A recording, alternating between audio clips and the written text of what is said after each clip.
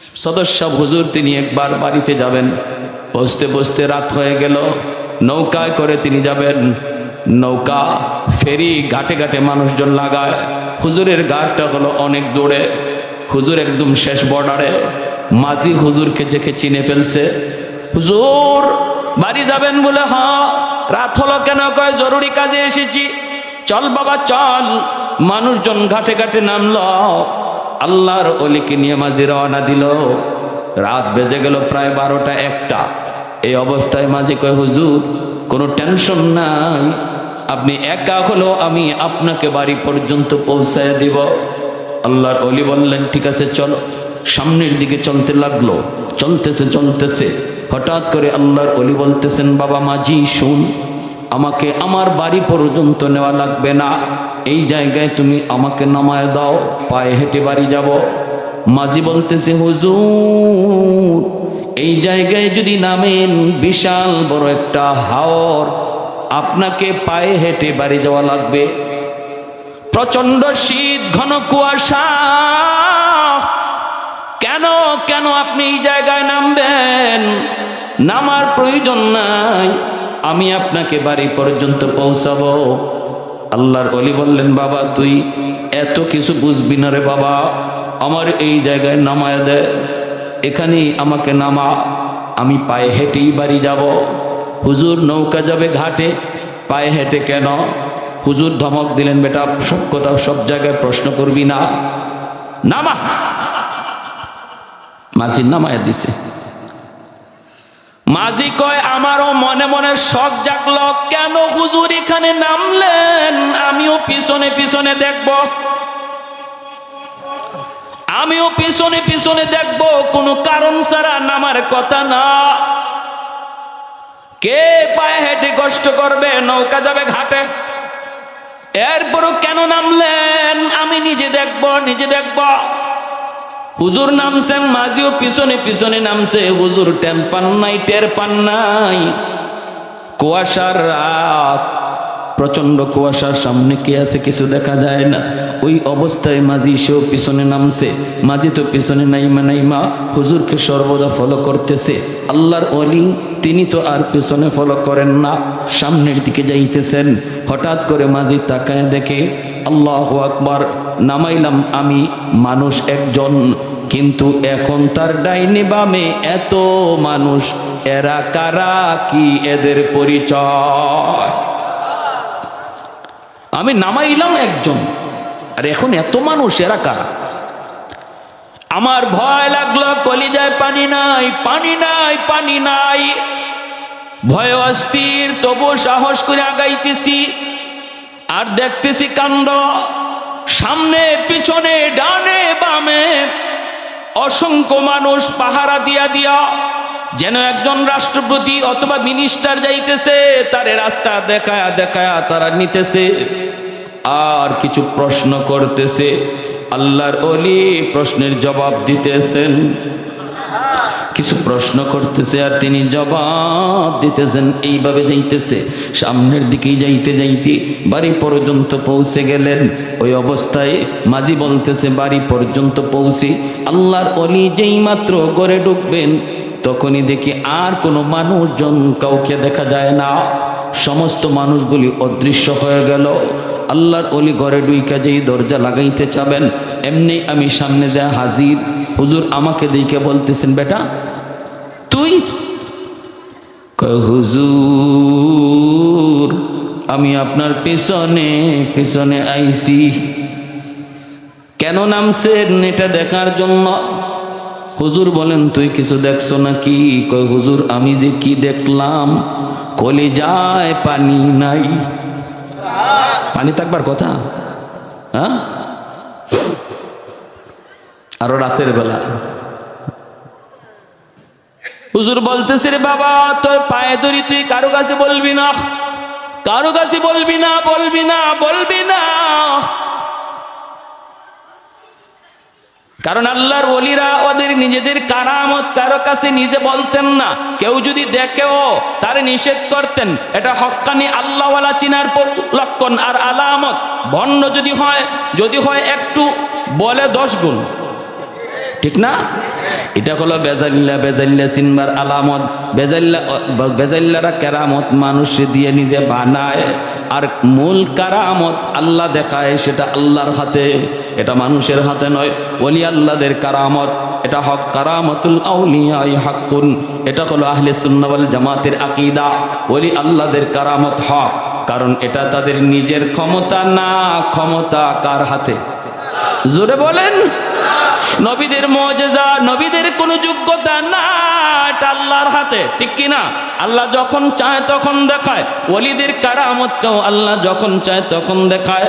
এজন্য হক্কানি ওলি আল্লাহ যারা, এরা নিজেদের কারামত কারো কাছে বড়াই করে বাহাদুরি করে বলতেন না, আর যদি কেউ দেখেও ফেলে তারে নিষেধ করতেন। যেমন সদস্য হুজুর তারে নিষেধ করলেন, বাবা আমার জীবদ্দশায় তুমি কারো কাছে বলবা না, আমার ইন্তেকালের পর বলার অনুমতি আছে। যেমনটা কুতবুল আলম শাইখুল ইসলাম হুসাইন আহমদ মাদানী রহমতুল্লাহি আলাইহি, ইনার জীবনে এমন একটা ঘটনা আছে। অসুবিধা হইতেছে আপনাদের? অসুবিধা? হুসাইন আহমদ মাদানী রহমতুল্লাহি আলাইহি নাম শুনছেন তো? সদস্য হুজুরের উস্তাদ, হাফিজ হুজুর রহমতুল্লাহি আলাইহি উস্তাদ, দারুল উলুম দেওবন্দের সূর্য সন্তান। যে মাদানী আলাইহি রহমা আমাদের সিলেটের মানুষকে খুব ভালোবাসতেন। রমজান মাস ইনি সিলেট কাটাইতেন, এতেকাফ করতেন সিলেট। আবার রোজার ঈদটা তিনি আমাদের গ্রামের মানুষের সাথে ইয়া করতেন। কুতবুল আলম শহীদ হুসাইন আহমদ মাদানী রহমতুল্লাহ, যিনি 18 বৎসর মায়ার নবী রওজা শরীফের কাছে বইসা হাদিস পড়াইছেন। আল্লাহর নবীর শোনায়া শোনায়া 18 বৎসর হাদিস পড়াইছেন। ওনাকে একজন মানুষ, সাধারণ মানুষ, কোন মজলিসে দেখলেই দূর থেকে বলতো বাতা দেউঙ্গা, বাতা দেউঙ্গা, বলে দিব, বলে দিব। আর এই আওয়াজটা যেই মাদানী রহমতুল্লাহি আলাইহির কানে আসতো, ইনি চমকে যাইতেন। কে কইতেছে? কইয়া দিমু, কইয়া দিমু, কইয়া দিমু। বাংলা বুঝেন তো? কইয়া দিমু মানে কি? কইয়া বইলা দিমু। হ্যাঁ, মাদানীকে দেখলেই কইতো কইয়া দিমু, কইয়া দিমু। মাদানী সমস্ত মানুষকে এইভাবে ধাক্কা দিয়া সরাইয়া, সামনে যারা উলামায়ে কেরাম থাকতেন সবরে এমনি ধাক্কা দিয়া সরাইতেন, সরাই দৌড় দিয়া তার কাছে আসতেন। আইসেই বুকে বুকে বুক লাগাইয়া জাবরাইয়া ধরতেন আর বলতেন, না ভাই বইল না। যেরকম সুবহানাল্লাহ। বুকে বুক লাগাইতেন, কপালে চুমু খাইতেন আর বলতেন বইল না, বইল না, বইল না। একবার দুইবার না, হে যেখানেই মাদানী রহমতুল্লাহি আলাইহি আসবেন খবর পাইতো, উনি এখানে যে হাজির হইতেন। হাজির হইয়া একটু দূরে থেকেই আওয়াজ দিতেন কয়া দিমু। আর যেই কথা কয়া দিমু, মাদানী সব মানুষ সরাইয়া দৌড় দিয়া ওরে বুকে জড়াইয়া ধরতেন। মানুষজন তারে জিজ্ঞেস করতো, কি রে ভাই তুমি কি কয়ে দিবা? কইতাম না। মানুষে যখন জিজ্ঞেস করতো তুমি কি কয়ে দিবা? কইমু না, কইমু না। আরে আরে ভাই কি হইছে ক না, তুমি কইয়া দিমু। মদনী দৌড় দিয়ে আইসা তোমার বুকে জড়াই দেন। আমরা তোমার জিজ্ঞেস করি কি কইবা, তুমি কইমু না। ঘটনাটা কি? কইমু না, শেষ। তো কবে কইবা? সময় আসলে কইমু। ওই মদনী রহমতুল্লাহি আলাইহির ইন্তেকালের পর মানুষজন তারা জিজ্ঞেস করছে এখন কইবা? হ্যাঁ এখন কইমু। আমি গঙ্গু, এক মাদানী আলাইহি রহমা গঙ্গুতে, ভারতের গঙ্গুতে একটা ঘরে তিনি বিশ্রাম নিতেছিলেন। আমি শেষ রাতে ওই ঘরের পাশ দিয়ে যাইতেছিলাম। হঠাৎ করে এই ঘরে একটা জিকিরের আওয়াজ শুনলাম। আমি ঘরে তাকাইলাম, ঘরে কে আমি জানি না, কিন্তু বুঝতেছি ঘরে কেউ জিকির করতেছে শেষ রাতে। তখন আমি ওই ঘরের দিকে তাকায়া দেখি ওই মানুষটার জিকিরের তালে তালে ঘরের দরজা জানালাও জিকির করতেছে। এমনকি ঘরের দেয়াল, এই যে দাফনা আছে এগুলো তেমন তো পাকা, ওই সময় তো পাকা ছিল না, কাঁচা দেয়ালগুলিও লাফাইতেছে জিকিরের তালে তালে।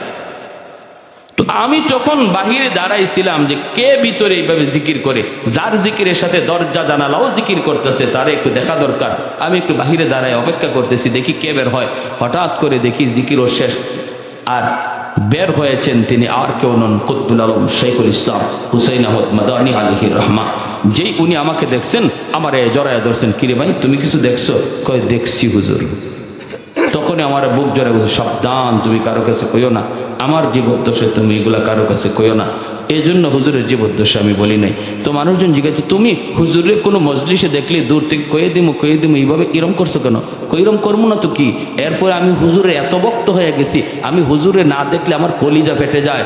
যখন শুনি যে হুজুর অমুক জায়গায় আসছেন, এখন হুজুরের সাথে মুসাফা করবো, বুক মিলাইমু কেমন কইরা। তোমরা উলামায়ে কেরাম হুজুরকে লইয়া এমনভাবে ভিড় দিয়া রাখো, আমরা সাধারণ মানুষ ভিতরে যাওয়ার সুযোগ আছে, আমরা দাঁড়া গেলে আমাদেরকে ফাত্তাই দেও না। তোমরা লাঠি দিয়ে বাড়ি মারো, তোমরা হাত দিয়ে ঘুষি মারো।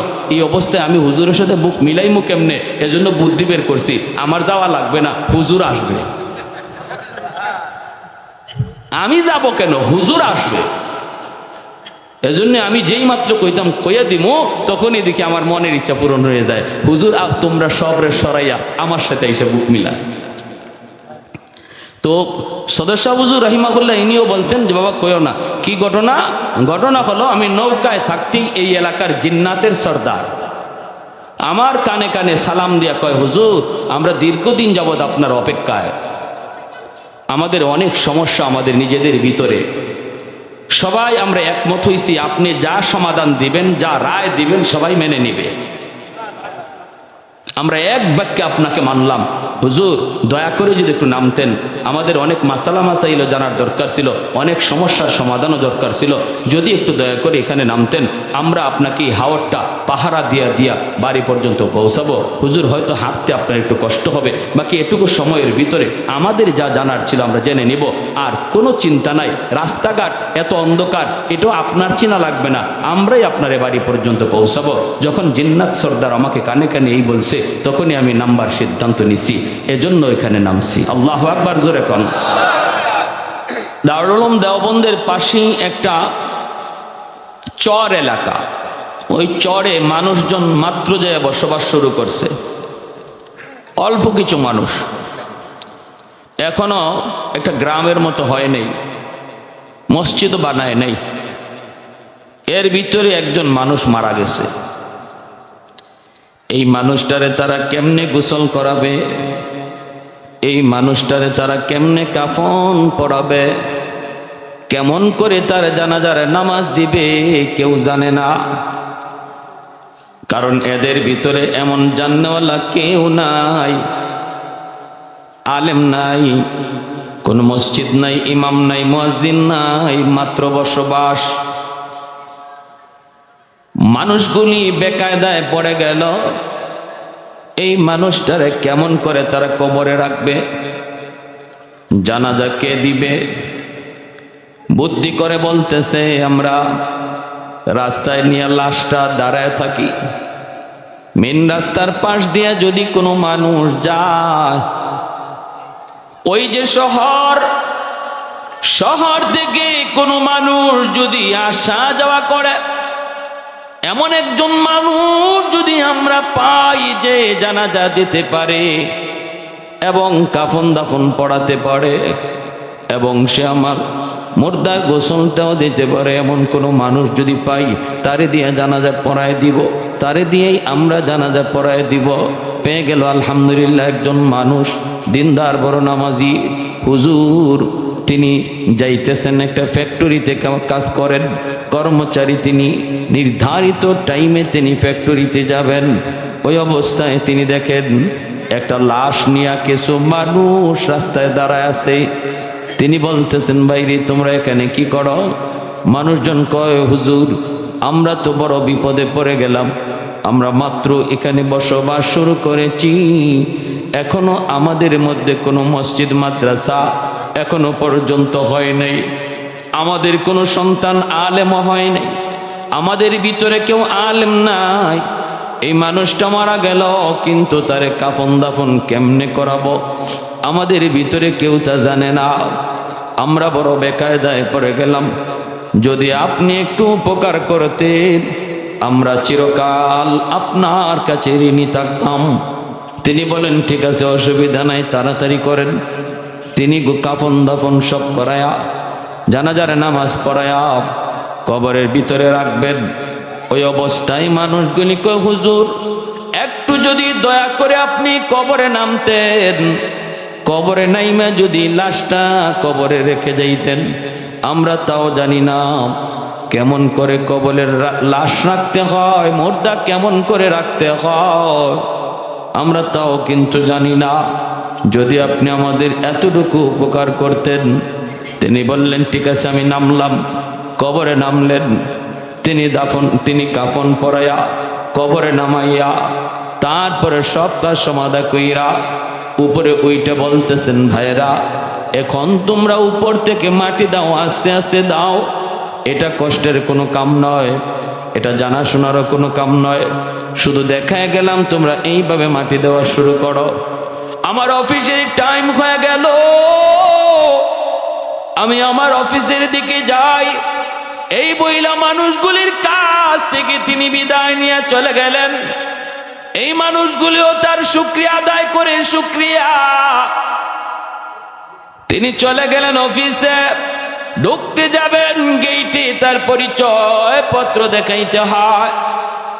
যেই মাত্র পরিচয় পত্র চাইলো তখন তাকায় দেখে তার পকেটে পরিচয় পত্রটা নাই।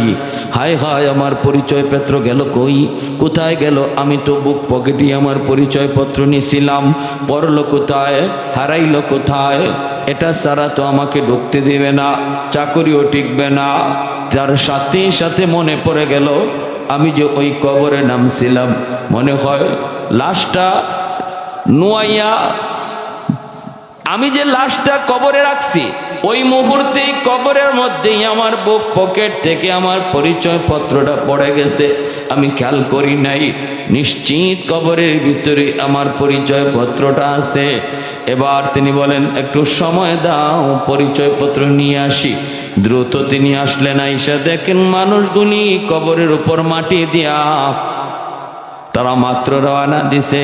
দূর থেকে ডাক দে, ভাই একটু দাঁড়াও দাঁড়াও, আমার একটু উপকার তোমরা করে যাও। মানুষজন দেখে ওই মানুষটা, ওই হুজুর, হুজুর কি হলো, কেন, কি জন্য? ডাক দিয়া বলেন আমার একটা সমস্যা, আমি আপনাদের উপকার করেছি, এবার আমার একটু উপকার করুন। আমি নিশ্চিত আমার পরিচয় পত্রটা কবরের মধ্যেই পড়ে গেছে। যখন আমি লাশটা নুয়াইয়া কবরে রাখছিলাম ওই বাঁকা হইতে যাইয়া আমার বুক পকেট থেকে আমার পরিচয় পত্রটা কবরে পড়ে গেছে। তোমরা যদি আমাকে একটু অনুমতি দাও, আমি মাথার পাশ দিয়া একটা ছোট্ট গর্ত করে হাতটা ঢুকাইয়া পরিচয় পত্রটা নিয়ে আসব। যদি আপনারা আমাকে একটু অনুমতি দেন, যদি আপনারা আমাকে অনুমতি দেন। মানুষেরা কয় কোনো অসুবিধা নাই হুজুর, এত বড় উপকার আপনি আমাদের করলেন, আমাদের কারণে আপনার ক্ষতি হবে এটা আমরা চাই না। আপনি যা মন চায়, যেদিকে মন চায় গর্ত খনন করেন, গর্ত খনন করে আপনার পরিচয় পত্র যেভাবে নিতে চান নিয়ে নেন। মাথার পাশ দিয়ে আল্লাহর বান্দা তিনি গর্ত খনন করলেন। আল্লাহু আকবার। গর্ত খনন করে করে যেই মাত্র কবরের পর্যন্ত তিনি পৌঁছলেন, তাকায় দেখেন পুরা কবরটা নূরের আলোয় চমকাইতেছে। এ কোনো জ্যান্ত আলো নয়, গোটা এলাকাটা একদম নূরের আলোতে চমকায়া উঠল। কবরের এই সুরঙ্গ দিয়া আলো বাহিরে বেরিয়ে আসলো, গোটা এলাকা চমকাইতে লাগলো। আর মাথার পাশেই তার আইডি কার্ড পরিচয় পত্রটাও পরিষ্কার দেখা যাইতে লাগলো। আল্লাহর বান্দা পরিচয় পত্রটা টান দিয়ে তিনি উঠাইলেন, আর দেখতে পেলেন কবরের ভিতর থেকে এমন গ্রাণ, এমন এক সুগ্রাণ, এমন এক সুগ্রাণ যা দুনিয়ার কোনো আতরের গ্রাণ নয়, আতরের গ্রাণ নয়। এই গ্রাণই মনে হয় দুনিয়ার নয়, জান্নাতি গ্রাণ। সাথে সাথে এলাকার ভিতরে হইচই পড়ে গেল, মানুষজন জমা হয়ে গেল। শহর থেকেও মানুষজন আসা শুরু করলো। হাকিমুল ইসলাম কারি তৈয়ব সাহেব রাহিমাহুল্লাহ তিনি বলেন, আমরা দারুল উলুম দেওবন্দের অফিসেই বসা, ওই অবস্থায় আমাদের কাছেও খবরটা আসলো। আমি নিজে বের হয়ে গেলাম দেখার জন্য। আমি নিজে গেলাম সেখানে, গেলাম দূর থেকেই তাকায় দেখতে পেলাম কবর শুধু নয়, কবরের গোটা এলাকাটা নূরের আলোতে চমকাইতেছে। আমি এখান থেকে বুঝে গেছি এটা দুনিয়ার কোনো আলো নয়, এটা মোমবাতি নয়, এটা কারেন্টের কোনো আলো নয়, এটা কেরোসিনের কোনো আলো নয়, এটা জান্নাতি আলো। জান্নাতি আলো। যত পাশে যাইতে লাগলাম জান্নাতি ঘ্রাণ নাকের ভিতরে লাগতে লাগলো। জান্নাতি ঘ্রাণ, জান্নাতি আলো। যত আগাইতে লাগলাম ততই নাকে আর কানে বাজতে লাগলো। চোখ দিয়া দেখতেছি, নাক দিয়া শুনতেছি, সামনের দিকে আগাইতেছি। আমার ইচ্ছা হলো আমি নিজের চোখে যায় কবরের দিকে তাকাবো। তিনি নিজে গেলেন, যায় আল্লাহর ওলি বলেন, আমি কবরের ওই গর্তটা দিয়া তাকাইলাম। তাকাইও আমি দেখতে পেলাম পুরা কবরটা নূরের আলোতে ঝলমল ঝলমল করে। বুঝ হয়ে গেছে এটা জান্নাতি মানুষের কবর, যারে রাখা হয়েছে ইনি জান্নাতি। কি ছিল তার নেক আমল? সাধারণ একজন মানুষ চর এলাকায় মাত্র যায় বসবাস শুরু করেছে। চলে গেলাম তার বাড়িতে খবর নেওয়ার জন্য, খোঁজ নেওয়ার জন্য চলে গেলাম। তার মেয়েটাকে জিজ্ঞেস করলাম, মা বলো না কি তোমার আব্বার নেক আমল ছিল? আমার ইয়াকিন হয়ে গেছে গো মা, তোমার আব্বা কবরে যাইতে দেরি, জান্নাতে পৌঁছতে দেরি হয় নাই। কি এমন নেক আমল, কি এমন নেক আমল ছিল তোমার বাবার? একটু বলো না। মেয়েটা তখন ডাক দিয়া বলতেছে, উস্তাদজি আমার আব্বার তেমন কোনো নেক আমল মনে পড়ে না, নজরও পড়ে না। আব্বা তো 5 ওয়াক্ত নামাজ পড়তেন, আর অতিরিক্ত আমল যা মনে পড়ে সকাল সন্ধ্যা আব্বা ওই যে তাকের উপরে মালিকের কালাম, এ কোরআনুল কারীমটা হলো আমার আব্বার কোরআন। প্রতিদিন সকাল সন্ধ্যা আব্বা কোরআন তেলাওয়াত করতেন। কিন্তু বড় কষ্টের খবর, আমার আব্বা কোরআন তেলাওয়াত জানতেন না, তিনি কোরআন পড়া জানতেন না। প্রতিদিন তিনি বের করতেন কোরআন, কোরআনের পৃষ্ঠাটা উল্টাইতেন আর পৃষ্ঠার নিচ দিয়ে আঙ্গুল ঘুরাইয়া কানতেন, চোখের পানি ঝরে ঝরে কানতেন আর আঙ্গুল ঘুরাইতেন। প্রতি লাইনের নিচে এইভাবে আঙ্গুলটা ঘুরাইতেন আর বলতেন, মালিক তোমার এই কালামের এই আয়াতে তুমি কি বলছো আমি জানি না, কারণ আমি মূর্খ, আমি পড়া জানি না, অর্থ জানি না, কিন্তু আমি 100 বিশ্বাস করি মালিক, তুমি এই আয়াতে যা বলছো আমি সব বিশ্বাস করলাম। 2 নম্বর আয়াতের নিচ দিয়েও আঙ্গুল কুরানার বলেন, মালিক এই আয়াত তুমি যা বলছো আমি সব বিশ্বাস করে নিলাম। এইভাবে প্রতিটা আয়াতের নিচ দিয়ে আব্বা আঙ্গুল ঘুরাইতেন আর চোখ থেকে টপ টপ করে পানি পড়তো, চোখ থেকে টপ টপ করে কোরআনের পৃষ্ঠায় পানি পড়তো। এই আমার আব্বার আমল জানি, আর বেশি জানি না। হাকিমুল ইসলাম কারি তৈয়ব সাহেব বলেন, আমি সাথে সাথে টান দিয়ে কোরআনখানা হাতে নিলাম, দেখি কোরআনখানা অনেক পুরাতন। কোরআনখানা আমি খুললাম, কইলা বের করলাম, বের করে দেখি আল্লাহু আকবার, পবিত্র কোরআনের প্রতি লাইনের নিচে তার আঙ্গুলের দাগ এখনো আছে, আর প্রতিটা পৃষ্ঠায় পৃষ্ঠায় চোখের পানির ফুটার দাগ এখনো কোরআনে আছে। আরেকটু জোরে কোন সুবহানাল্লাহ। मैं तालिब मौला हूँ मेरे इश्क़ निराला, मैं तालिब मौला हूँ मेरे इश्क़ निराला, है जुमला जहाँ जिनके तजल्ली से उजाला, है जुमला जहाँ जिनके तजल्ली से उजाला, মাদারুদ জাখা গাইরে খোদা यार नदारम जुजियाद खुदा हिच दिगुर कार नदारम जुजियाद खुदा हिच दिगुर कार नदारम। একটু জোরে সুরে কোন আল্লাহু আকবার, আর একটু জোরে আল্লাহু আকবার। এরে আল্লাহর গোলাম, যেই কোরআন আমার ঘরে রহমত আনে, যেই মহিলা ঘরে কোরআন তেলাওয়াত করে, এই ঘরে কোরআনের তেলাওয়াতের খাতিরে রহমত নেমে আসে। এক সময় মুসলমানের ঘরে ঘরে কোরআন তেলাওয়াতের আমল ছিল। ফজরের পরে বের হলে পরে ঘর থেকে তেলাওয়াতের আওয়াজ শোনা যাইত। এখন আর গ্রামে গঞ্জে তেলাওয়াতের আওয়াজ আর শোনা যায় না। শহরে বন্দরে শোনা তো যায় না, বরং শহরে বন্দরে গানের আওয়াজ ফজরের পরে শোনা যায়, কিন্তু মুসলমানের ঘর থেকে কোরআন তেলাওয়াতের আওয়াজ শোনা যায় না। যার কারণে আজকে আমাদের ঘর রহমত থেকে বঞ্চিত। মুসলমানের ঘরেও রহমত নাই, ঘরের ভিতরে অশান্তি, বাপ বেটায় অশান্তি, ভাই ভাই অশান্তি, স্বামী স্ত্রীর ভিতরে অশান্তি। হুজুর পানি পড়া দেন, পানি পড়া দেন, হুজুর পানি পড়া দেন, তাবিজ পড়া দেন, হুজুর পানি পড়া দেয়, তাবিজ পড়া দেয়। এই তাবিজ পড়া পানি পড়া কাম হয় না। এরপরে হুজুরকে গালাগালি, হুজুররা আজকালের হুজুররাও ভালো না, হুজুরদের পানি পড়ায় কোনো কাম হয় না, তাবিজ পড়ায় কোনো কাম হয় না।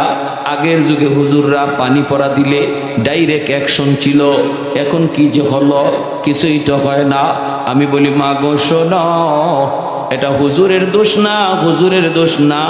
আগের যুগের হুজুররা যেই কোরআন পইরা ফু দিত, এখনের আলেমরাও এই কোরআন পইলেই ফু দেয়। আগের যুগের কোরআন তোমার ঘরে গিয়ে ঢুকবার দরজা পাইতো, কারণ ওই সময় মুসলমানের ঘরে কোরআন তেলাওয়াত হয়, রহমতের দরজা খোলা, আর আল্লাহর কালাম রহমতের দরজা ছাড়া ঢুকে না। ঠিক না জোরে কোন? বর্তমান জমানার মুসলমানের ঘরগুলি রহমতের দরওয়াজা বন্ধ হয়ে আছে। আজকে মুসলমানের ঘরে স্টার জলসা চলে, মুসলমানের ঘরে খেলাধুলার আয়োজন চলে, মুসলমানের ঘরে ইন্ডিয়ান নাটক সিনেমা চলে, কিন্তু দিনকে দিন, সপ্তাহে সপ্তাহ, মাসকে মাস চলে যায়, তেলাওয়াত হয় না। ঠিক না?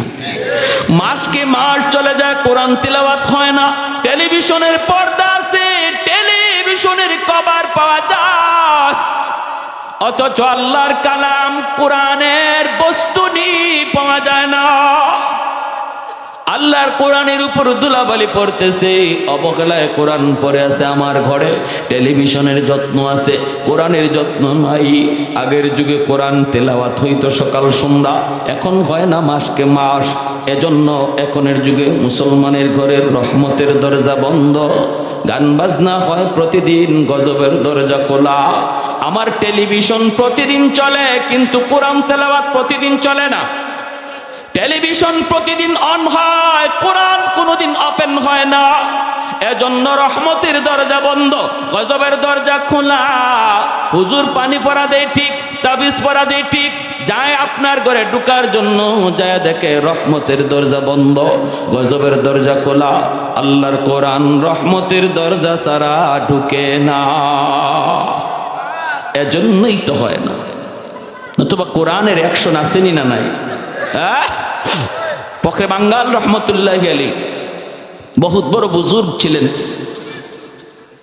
একবার এক নাস্তিক ট্রেনের মধ্যে হুজুরে পায়া কয়, কি শুনবেন? কয়, হুজুর এই সাধারণ মানুষে আর কত ধোঁকা দিয়ে আপনারা চলবেন?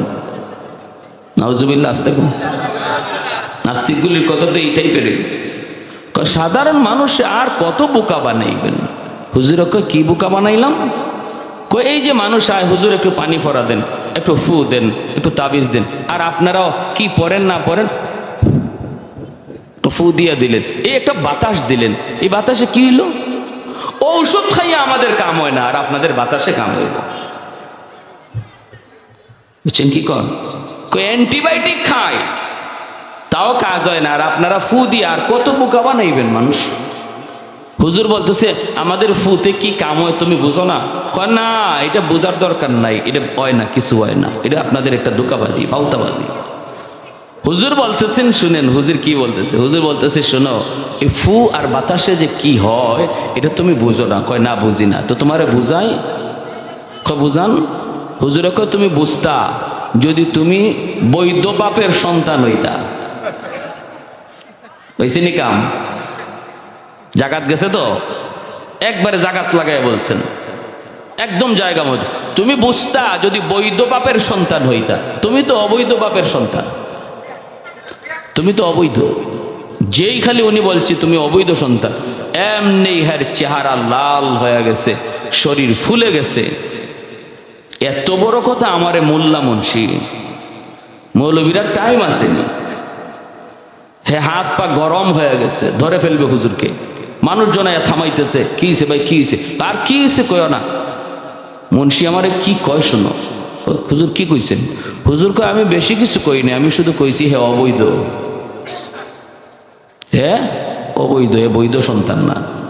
সাধারণ মানুষও কয় হুজুর গালিটা একটু বেশি হয়ে গেছে। এটা আপনারা উলামা ইকেরাম, আপনাদের জবানে এটা হয় না। হুজুরকে আমি তো গালি দেই নাই তারে, আমি তারে বুঝাইছি, জবাব দিছি, জবাব। সে যা বুঝতে চাইছে তা বুঝাইছি। হুজুর মানুষকে কি বুঝে বুঝতে চাইছে আর আপনি কি বুঝাইছেন? বুঝতে চাইছে ফুতে নাকি কিছুই হয় না, ওর অ্যান্টিবায়োটিকও নাকি এর ঘুমায় না। এই জন্য আমরা যে ফু ফা দেই এগুলা বাউতাবাজি ধোঁকা, এটা বুঝে না, তার একটু বুঝাইলাম। কেমনে বুঝাইছেন? দেখেন আমি তার একটা ফু দিছি, গালি দিছি। গালি মানে একটা ফু, গালি মানে একটা বাতাস, ঠিক না? আমি কি তারা মারছি? আমি কি তার গায়ে হাত তুলছি? না, হাত তো তুলেন নাই, মারিও নাই, হাতও তুলি নাই, একটা বাতাস ছাড়ছি, তাও একটা গালির বাতাস, একটা নাপাক বাতাস। আর এতেই দেখেন তার চেহারা লাল হয়ে গেছে, বডি ফুলে গেছে। একটা নাপাক বাতাসের মধ্যে যদি এতটা আসর থাকে যে তার বডি ফুলায় দেয়, চেহারা লাল বানায় দেয়, আল্লাহর কোরআন পাক, কোরআন পড়ে বাতাস ছাড়লে যে আসর হয় এটা বুঝাইলাম। আমার কথা বুঝছেন আপনারা? হ্যাঁ, আমাদের সিলেটের বহুত বড় একজন আল্লাহর ওলি নুরউদ্দিন ঘরপুরি রহমতুল্লাহ আলাইহি, আল্লাহর ওলি এখন দুনিয়ায় নাই, বহুত বড় বুজুর্গ ছিলেন, বহুত বড় বুজুর্গ।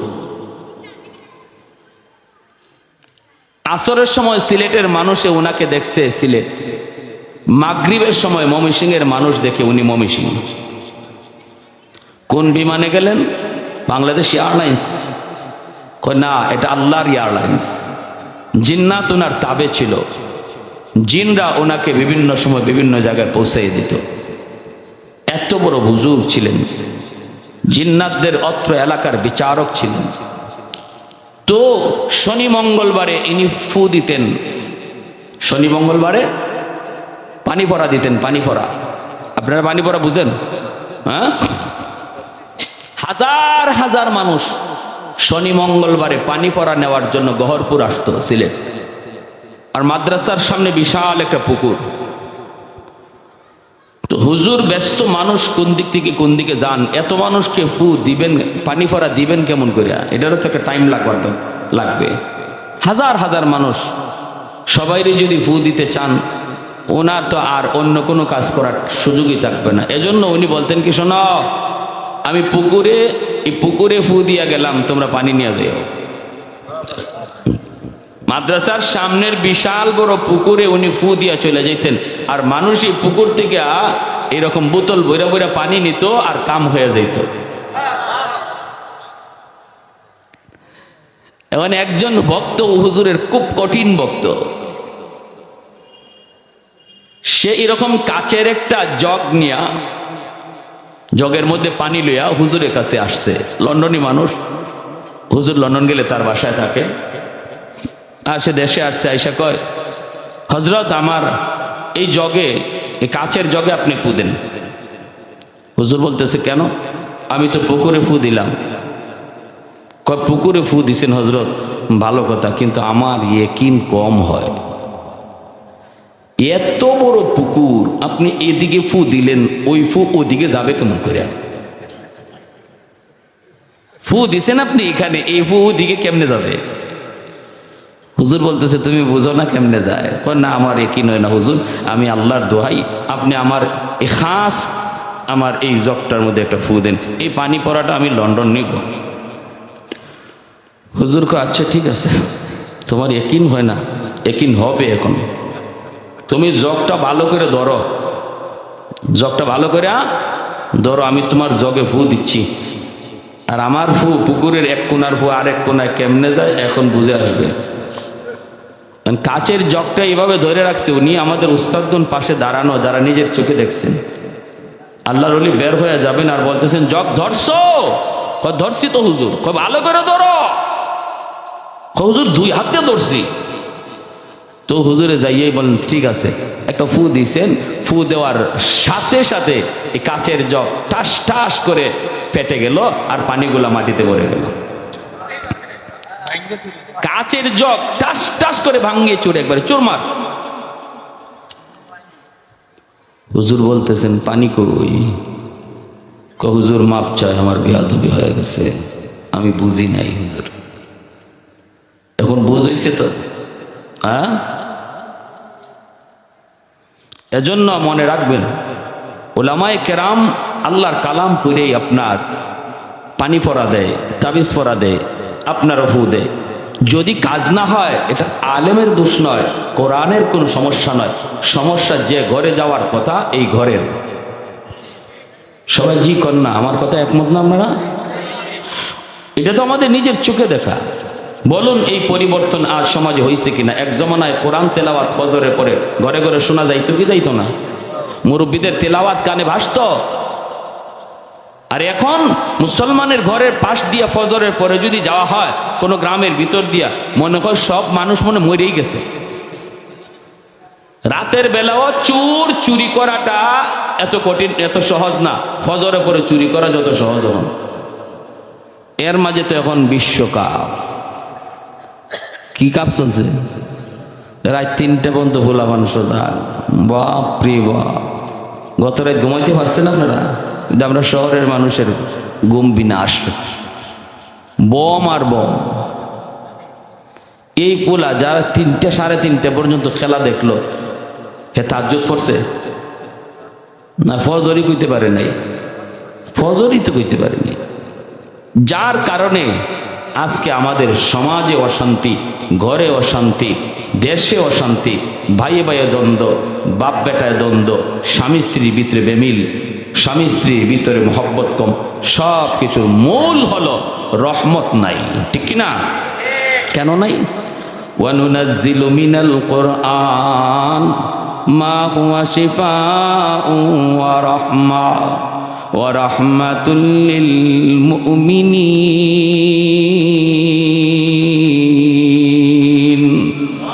আল্লাহ পাক বলে কোরআন আমি আল্লাহ নাজিল করেছি তোমাদের জন্য শিফা বানায়া, কোরআন নাজিল করেছি তোমাদের জন্য রহমত বানায়া, রহমত। এজন্য যেই সমাজে মাদ্রাসার কদর, ওই সমাজে আল্লাহর তরফ থেকে রহমত, এই সমাজের মানুষের উপরে রহমত। আজকে কোরআনের খাতিরে গাছ থেকে ফুল হয়, ফল হয়। কোরআনের খাতিরে, কোরআনের তালিমের খাতিরে এখনো আপনারা এইভাবে ওয়াজের মাহফিলে আসেন, ওয়াজ মাহফিলের আয়োজন করেন, আল্লাহর কোরআনের কথাগুলি শুনেন, মাদ্রাসায় ছাত্রগুলি দেন, নিজের সন্তানকে পড়ান, নিজের নাতি নসাকে আল্লাহর কালাম শিখান। এখনো সমাজে এই চিত্র আছে বিদায় সূর্য পূর্ব দিগন্তে উঠে পশ্চিম দিগন্তে অস্ত যায়, এখনো গাছ থেকে ফুল হয়, ফল হয়, এখনো জমিন থেকে ফসল হয়, এখনো নদী থেকে মাছ পাওয়া যায়। আল্লাহ আমাকে সমস্ত নিয়ামত দিয়ে, রহমত দিয়ে ভরপুর করে রাখছেন। এখনো সমাজে কোরআনের আওয়াজ চালু আছে বিদায় নবী বলেন এই কথাটা যদি তোমরা নাও বোঝো উম্মতের দল, আসমান জমিনে আর যত প্রাণীরা আছে তারা কিন্তু সবাই ঠিকই বুঝে।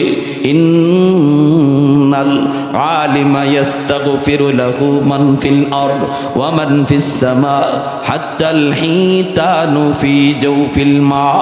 আল্লাহর নবী বলেন আসমান জমিনের ভিতরে আর যত মাখলুক তোমরা দেখো, ওই যে দেখো জঙ্গলের বাঘ, ওই যে দেখো জঙ্গলের ভাল্লুক, ওই যে দেখো গর্তের পিপিলিকা আর সাপ, পানির নিচের মাছ, এমনকি গাছের পাতাটা পর্যন্ত এই কথা ভালো করে বুঝে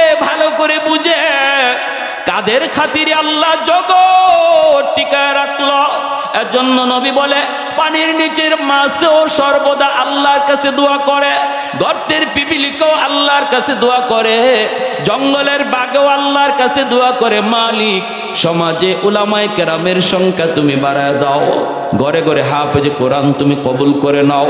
আল্লাহ প্রতিটা সমাজে সমাজে তুমি মাদ্রাসা কবুল করে নাও, কারণ এই মাদ্রাসার খাতিরে আমি জঙ্গলের বাঘ এখনো বেঁচে আছি, এই তালেবে এলিম ছোট্ট ছোট্ট ছাত্রদের খাতিরে আমি গর্তের পিপিলিকা এখনো বেঁচে আছি, আমি সাপ এখনো বেঁচে আছি। পানির নিচের মাছ আল্লাহর কাছে এই দোয়া করে। মায়ার নবী বলেন, উম্মত, এই সূক্ষ্ম কথাটি যদি তোমরা নাও বুঝো, আসমান জমিনের শত মাখলুক তারা ঠিকই বুঝে। যেরকম সুবহানাল্লাহ। এজন্যই উলামায়ে কেরামকে মানুষেরা মহব্বত করে, জিন্নাতেরাও মহব্বত করে, বাঘ ভাল্লুকেরাও শ্রদ্ধা করে। উলামায়ে কেরাম যাদের খাতিরে আল্লাহ জগৎ টিকায় রাখলো, যেই কোরআনের খাতিরে আল্লাহ জগৎ এখনো বাঁচায় রাখলো, ওদেরকে দেখলে পরে বাঘ ভাল্লুকও শ্রদ্ধা করে। মুজাদ্দিদ আল-ফিসানি রহমাতুল্লাহি আলাইহিকে বাদশাহ আকবর জেলখানায় ছেড়ে দিল, আর ওই জেলখানার ভিতরে বাঘ ছেড়ে দিল। উদ্দেশ্য হলো এই রয়্যাল বেঙ্গল টাইগার মুজাদ্দিদ আল-ফিসানিকে কামড়ায় কামড়ায় খাবে, কলিজা খাবে, রক্ত খাবে, মাংস খাবে। বাদশাহ আকবর সে তাকায় তাকায় দেখবে, একটু পরে বাদশাহ তাকায় দেখে এত বড় বিশাল বাঘ, যেই বাঘ মানুষ দেখলে পরে হিংস্র হয়ে যায়, যেই বাঘ মানুষ দেখলে পরে কলিজা খায়, রক্ত খায়, সেই বাঘ মুজাদ্দিদ আল-ফিসানি রাহমাতুল্লাহি আলাইহির কাছে যাইয়া নিজের জিহ্বাটা বের কইরা ওনার পায়ের তালা চাটতেছে। সুবহানাল্লাহ, আরো জোরে। পায়ের ধুলাবালিগুলি চাটতেছে, পায়ের ধুলাবালিগুলি চাটতেছে। হায় হায় হায় হায়।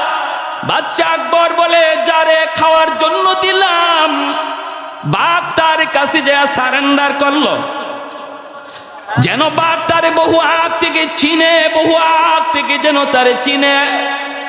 তাও শুধু না, খেদমত শুরু করে দিছে, পায়ের তালার ধুলাবালি চাটতেছে, পায়ের তালার ধুলাবালি চাটতেছে, ধুলাবালি চাটতেছে। পায়েরা বন্ধুরা, আমাদের সিলেটের আব্দুল হামিদ সাহেব রাহিমাহুল্লাহ, রশিদপুরের শেখ সাহেব হুজুর তাকে বলা হয়। আমাদের উস্তাদদের মুখে শুনেছি, রশিদপুর চৌমুহনা শ্রীমঙ্গল চা বাগানের ভিতরে একটা চৌমুহনী আছে, এই জায়গাটার ভিতরে একটা বাঘ বাগান থেকে এসে বসা। মানুষজন বাজারে যেতে পারে না, কেউ বাজারে যেতে পারে না, বাঘটা রাস্তার মধ্যে বসে রয়েছে, কেউ যেতে পারে না, দূরে সবাই দাঁড়ায় রয়েছে। আল্লাহর ওলি বাজারে যাবেন, মানুষজন ডাক দিয়ে কই, হুজুর সামনে যায় না। বলে কেন? কয় বাঘ রাস্তায় বসে আছে। আল্লাহর ওলি তিনি আস্তে করে সামনে আগাইলেন। কুতবুল আলম শাইখুল ইসলাম হুসাইন আহমদ মাদানী রহমতুল্লাহি আলাইহির সুযোগ্য শাগরেদ খলিফা, আর সামনের দিকে আগান। মানুষজন দুহাই দেয়, হুজুর যায়েন না, যায়েন না, হুজুর আপনি যায়েন না, হুজুর আপনি যায়েন না। কিন্তু হাজারো মানুষ দেখতেছে। আল্লাহর ওলি ওই বাঘের কাছে গেলেন, যাইয়া তিনি বাঘের কাছে যাইয়া বাঘের শরীরের সাথে নিজের শরীর লাগায়া বসলেন। বাঘটা তখনও কোনো হামলা করে না, বরং আল্লাহর ওলির দিকে তাকাইয়া লেজ নাড়া শুরু করছে। লেজ নাড়ে আর বুঝায়, হুজুর আমি আপনাকে চিনে ফেলেছি, আপনার সিনার মধ্যে আমার মাওলার কালা, আপনার সিনার ভিতরে আমার মালিকের কালা। আল্লাহ আপনার খাতিরে আমারে বাঁচায় রাখছে, আল্লাহ আপনার খাতিরে জমিন টিকায় রাখছে, আসমান টিকায় রাখলো। হুজুর আমি আপনাকে চিনে ফেলেছি। আল্লাহর ওলি পাশে যাইয়া ওই বাঘের কান ধরলেন, কান ধইরা বলতেছেন, তোমাকে আল্লাহ বানাইছে মানুষের খেদমত করার জন্য, আর মানুষ আল্লাহ বানাইছে আল্লাহর গোলামি করার জন্য। রাস্তায় বৈশা মানুষকে ডিস্টার্ব দেওয়ার জন্য আল্লাহ তোমাকে বানাই নাই। তোমার থাকার জায়গা হলো জঙ্গল, তুমি তোমার জায়গায় চলে যাও। আর আশরাফুল মাখলুকাত সৃষ্টির শ্রেষ্ঠ জীব মানুষকে যাতায়াতের পথ বের করে দাও। কান ধইরা ইনি জঙ্গলের দিকে দেখায় দিছেন। আর বাঘ আস্তে আস্তে জঙ্গলের দিকে চলে গেছে। হাজারো মানুষ আজও সাক্ষী হয়ে আছে। যেরকম সুবহানাল্লাহ। ইন্নাল আলিমা ইস্তাগফিরু লাহু মান ফিল আরদ ওয়া মান ফিস সামা হাত্তাল হিতানু ফি জাওফিল মা। ভাইরা বন্ধুরা, জন্য উলামায়ে কেরামরে কদর করেন, নিজের সন্তানটারে আলেম বানান। জিন্নাতেরা কি করে শুনবেন। সদস্য হুজুর রাহিমাহুল্লাহ আপনাদের এলাকার কৃতি সন্তান ছিলেন। আল্লাহর বহুত বড় অলি শামসুল হক ফরিদপুরি রহমতুল্লাহি আলাইহি, গহরডাঙ্গা তার বাড়ি। ভাইরা আল্লাহর বলি, ঢাকা থেকে বাড়িতে তিনি যাবেন, নৌকায় উঠছেন, জীবনী লিখছেন। আমার উস্তাদ মালিবাগ মাদ্রাসার সুনামধন্য মুহাদ্দিস আল্লামা নাসিম আরাওয়াত সাহেব দামাত বারকাতুহুম, তিনি একটা বই লিখছেন বাংলাতে। বইটা আপনারাও পড়বেন, কিনবেন। বইয়ের নাম হলো বাংলার হীরা মতি পান্না। বাংলার হীরা মতি পান্না। হীরা মতি পান্না, এই তিনজন দিয়ে তিনি তিনজনরে বোঝাইছেন। একজন মোহাম্মদুল্লাহ হাফিজি, আরেকজন হলেন পীরজি, আরেকজন হলেন শামসুল হক ফরিদপুরি। এই তিনজনের জীবনী নিয়ে তিনি বইটা লিখছেন। এই বইয়ের মধ্যে আমার ওস্তাদ তিনি লিখছেন, সদস্য হুজুর তিনি একবার বাড়িতে যাবেন, বসতে বসতে রাত হয়ে গেল। নৌকায় করে তিনি যাবেন। নৌকা ফেরি ঘাটে ঘাটে মানুষজন লাগায়। হুজুরের ঘাটটা হলো অনেক দূরে, হুজুর একদম শেষ বর্ডারে। মাঝি হুজুরকে দেখে চিনে ফেলছে। হুজুর বাড়ি যাবেন বলে, হ্যাঁ। রাত হলো কেন? কয় জরুরি কাজে এসেছি। চল বাবা চল। মানুষজন ঘাটে ঘাটে নামলো। আল্লাহর অলিকে নিয়ে মাঝি রওনা দিল। রাত বেজে গেল প্রায় 12টা 1টা। এই অবস্থায় মাঝি কয়, হুজুর কোনো টেনশন নাই, আপনি একা হলেও আমি আপনাকে বাড়ি পর্যন্ত পৌঁছায় দিব। আল্লাহর অলি বললেন, ঠিক আছে চলো। সামনের দিকে চলতে লাগলো। চলতেছে হঠাৎ করে আল্লাহর অলি বলতেছেন, বাবা মাঝি শুন, আমাকে আমার বাড়ি পর্যন্ত নেওয়া লাগবে না, এই জায়গায় তুমি আমাকে নামায় দাও, পায়ে হেঁটে বাড়ি যাব। মাঝি বলতেছে, হুজুর এই জায়গায় যদি নামেন, বিশাল বড় একটা হাওর, আপনাকে পায়ে হেঁটে বাড়ি যাওয়া লাগবে। প্রচন্ড শীত, ঘন কুয়াশা। কেন আপনি এই জায়গায় নামবেন? নামার প্রয়োজন নাই, আমি আপনাকে বাড়ি পর্যন্ত পৌঁছাবো। আল্লাহর ওলি বললেন, বাবা তুই এত কিছু বুঝবি না রে বাবা, আমার এই জায়গায় নামায় দে, এখানেই আমাকে নামা, আমি পায়ে হেঁটেই বাড়ি যাব। হুজুর নৌকা যাবে ঘাটে, পায়ে হেঁটে কেন? হুজুর ধমক দিলেন, বেটা সব কথা সব জায়গায় প্রশ্ন করবি না, নামা। মাঝি নামায় দিছে। মাঝি কয়, আমারও মনে মনে শখ জাগলো, কেন হুজুর এখানে নামলেন? আমিও পিছনে পিছনে দেখব, আমিও পিছনে পিছনে দেখব, কোনো কারণ ছাড়া নামার কথা না। কে পায়ে হেঁটে কষ্ট করবে? নৌকা যাবে ঘাটে, এরপরও কেন নামলেন? আমি নিজে দেখব। হুজুর নামছেন, মাঝিও পিছনে পিছনে নামছে। হুজুর টের পান নাই। কুয়াশার রাত, প্রচন্ড কুয়াশার সামনে কে আছে কিছু দেখা যায় না। ওই অবস্থায় মাঝি সেও পিছনে নামছে। মাঝি তো পিছনে নাইমা হুজুরকে সর্বদা ফলো করতেছে। আল্লাহর ওলি তিনি তো আর পিছনে ফলো করেন না, সামনের দিকে যাইতেছেন। হঠাৎ করে মাঝি তাকায় দেখে, আল্লাহু আকবার, নামাইলাম আমি মানুষ একজন, কিন্তু এখন তার ডাইনে বামে এত মানুষ, এরা কারা, কি এদের পরিচয়? আমি নামাইলাম একজন, আর এখন এত মানুষ, এরা কারা? আমার ভয় লাগলো, কলিজায় পানি নাই, পানি নাই, পানি নাই। ভয় অস্থির, তবু সাহস করে আগাইতেছি।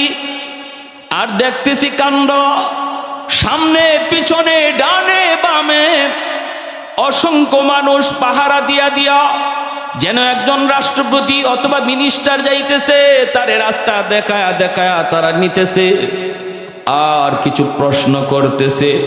আল্লাহর ওলি প্রশ্নের জবাব দিতেছেন। কিছু প্রশ্ন করতেছে আর তিনি জবাব দিতেছেন। এইভাবে যাইতেছে, সামনের দিকে যাইতে যাইতে বাড়ি পর্যন্ত পৌঁছে গেলেন। ওই অবস্থায় মাঝি বলতেছে, বাড়ি পর্যন্ত পৌঁছে আল্লাহর ওলি যেই মাত্র ঘরে ঢুকবেন তখনই দেখি আর কোনো মানুষজন কাউকে দেখা যায় না, সমস্ত মানুষগুলি অদৃশ্য হয়ে গেল। আল্লাহর ওলি ঘরে ঢুইকা যেই দরজা লাগাইতে চাবেন, এমনি আমি সামনে যা হাজির।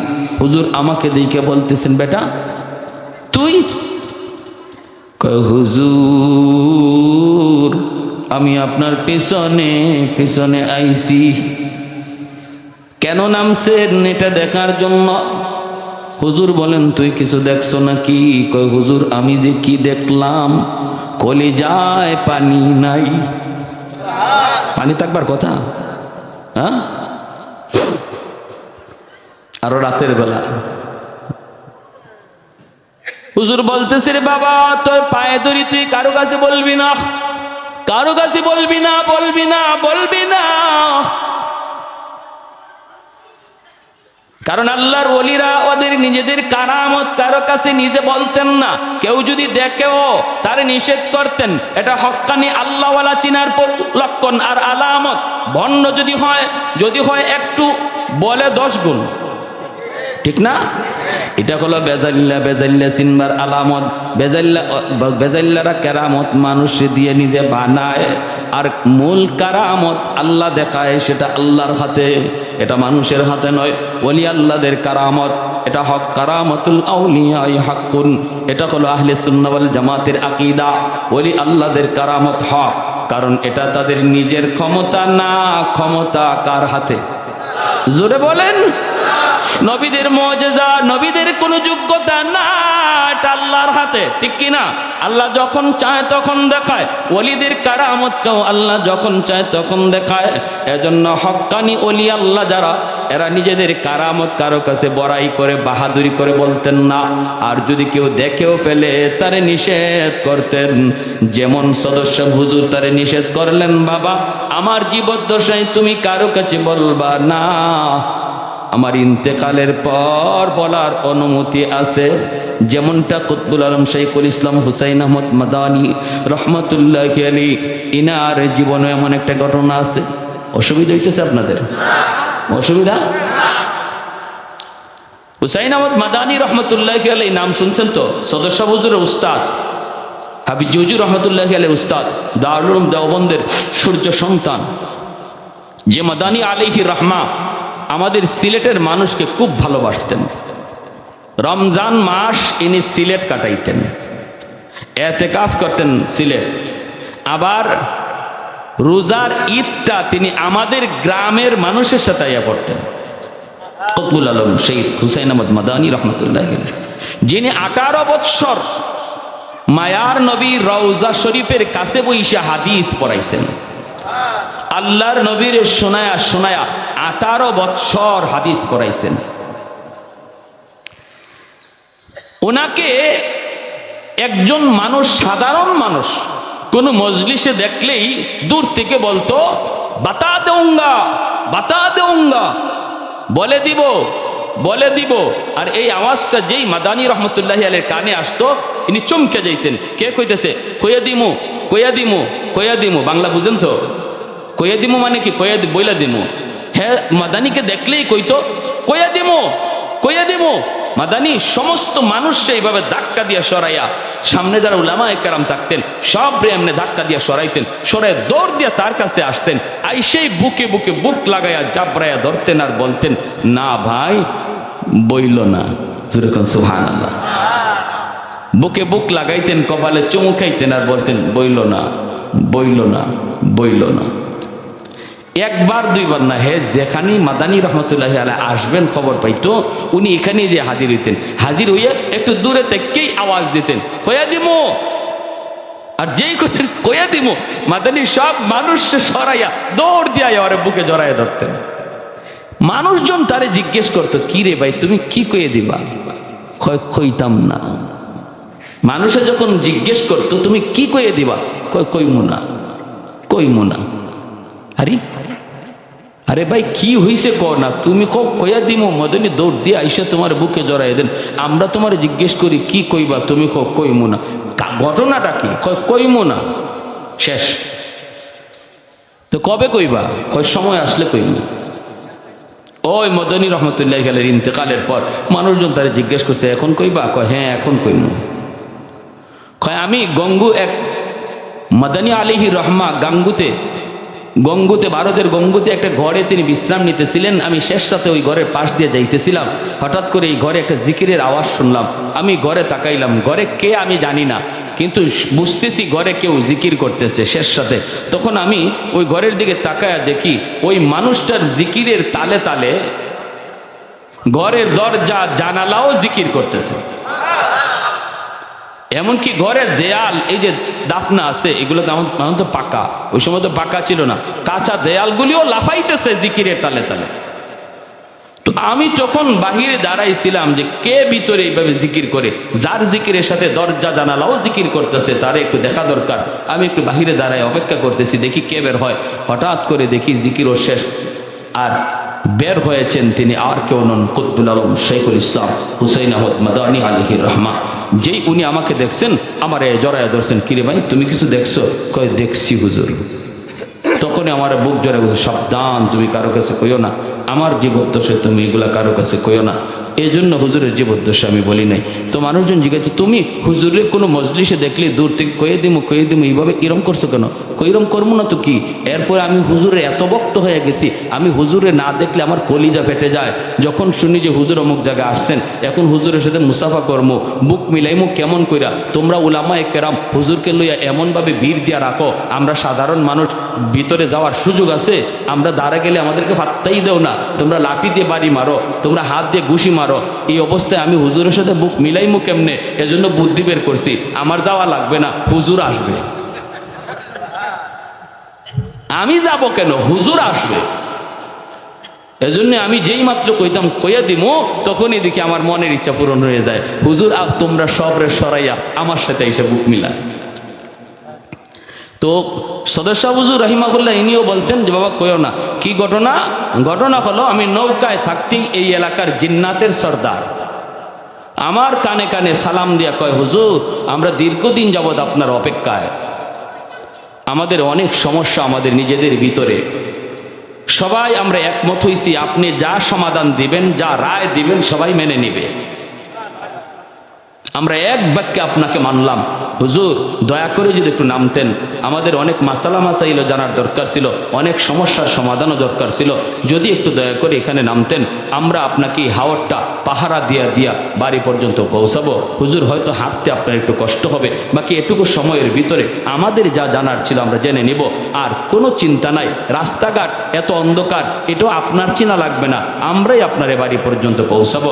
যখন জিন্নাত সর্দার আমাকে কানে কানে এই বলছে, তখনই আমি